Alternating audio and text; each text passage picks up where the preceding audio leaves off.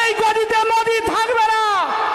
মোদিকে জানাতে চাই যে তুমি মসজিদের বিরুদ্ধে যুদ্ধ ঘোষণা করনি, ইসলামের বিরুদ্ধে যুদ্ধ ঘোষণা করেছো।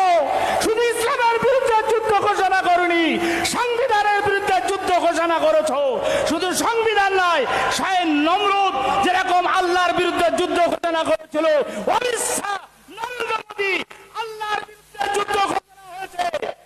আমরা যে ইমানদার ভারতবাসী, আমার বাপ দাদারা রক্ত দিয়ে গিয়েছিল এই ভারতকে রক্ষা করার জন্য, ইংরেজ মুক্ত করার জন্য।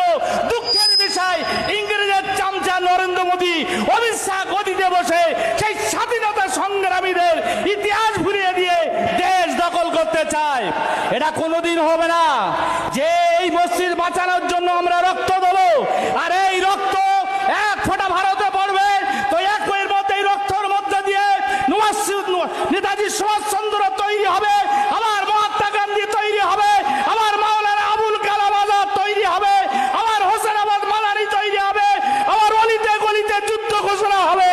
এই যুদ্ধ ঘোষণায় যেরকম নমরুদ ধ্বংস হয়েছে, ফিরাউন ধ্বংস হয়েছে, আজকে জামানার অমিত শাহ এবং নরেন্দ্র মোদী ধ্বংস হবেই হবে ইনশাআল্লাহ। আপনারা যারা এসছেন মসজিদ বাঁচাতে এসছেন না ধ্বংস করতে এসছেন? হাত তুলে বলুন, হাত তুলে বলুন। তাহলে আমাদের ওলামায়ে কেরামরা বারবার এলান করেছে, আপনারা রাস্তাটা খালি করে সামনে চলে আসুন।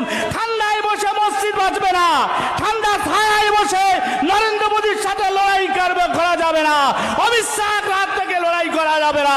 তাই জোর গলায় আওয়াজ তুলতে হবে, কালা কানুন বাতিল করো, নইলে গদি ছাড়তে হবে। বলুন,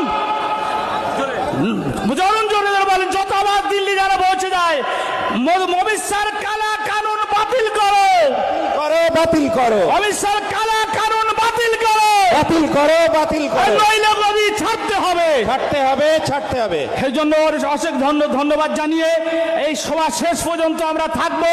যতদিন কালা কানুন বাতিল হবে না, যতদিন কালা কানুন বাতিল হবে না,